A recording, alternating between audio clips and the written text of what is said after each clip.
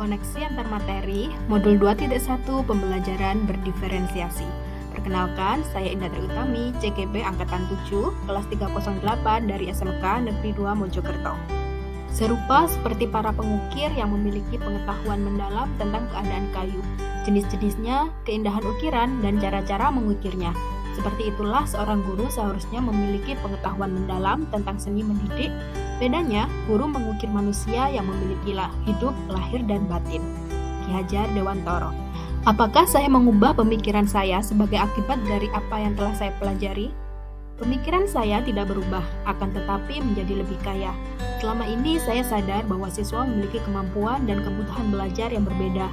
Namun, dengan mempelajari modul 2.1 tentang pembelajaran berdiferensiasi, saya menjadi lebih paham bagaimana wujud diferensiasi tersebut, bagaimana cara mengetahuinya, dan bagaimana menerapkan pembelajaran berdiferensiasi untuk memenuhi kebutuhan siswa yang beragam.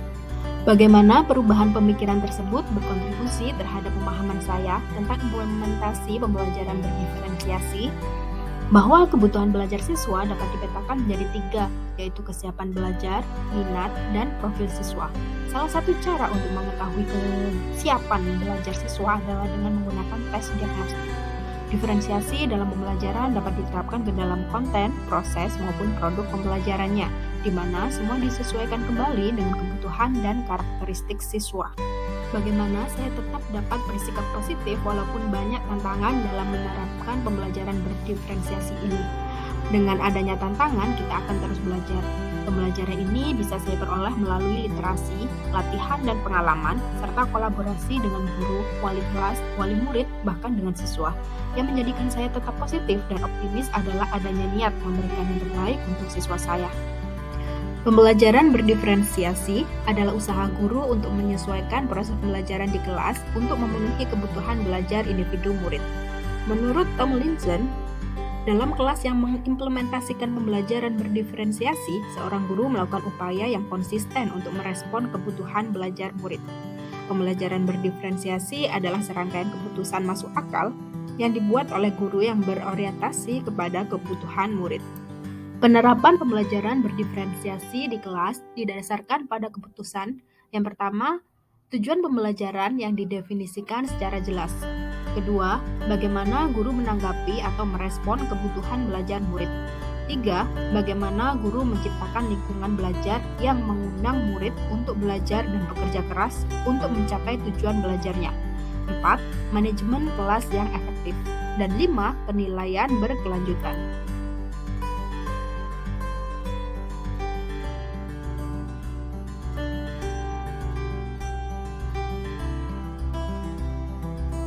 Pemetaan kebutuhan belajar murid dapat dilihat dari 3 aspek. Yang pertama adalah kesiapan, kedua adalah minat, dan yang ketiga adalah profil siswa. Selanjutnya adalah menerapkan 3 strategi pembelajaran berdiferensiasi.